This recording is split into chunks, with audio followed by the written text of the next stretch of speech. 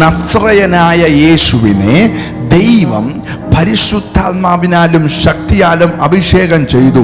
Number 1 ചെയ്തപ്പോൾ എന്നാ സംഭവിച്ചത്? 1, അത് ഭയങ്കരമാണ്. ദൈവം അവനോട് കൂടെ ഇരുന്നു.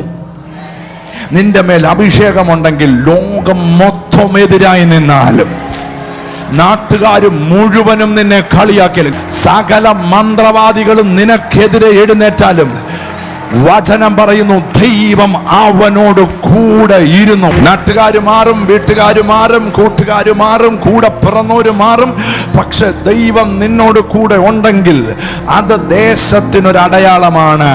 ദൈവം കൂടുണ്ടേലുള്ള പ്രയോജനം 1, യോസഫിനോട് കൂടെ ദൈവമുണ്ടായിരുന്നു. അതുകൊണ്ട് എന്നാ പ്രയോജനം? അവൻ ചെന്നിടത്തൊക്കെ അവൻ ജയാളിയായി മാറി.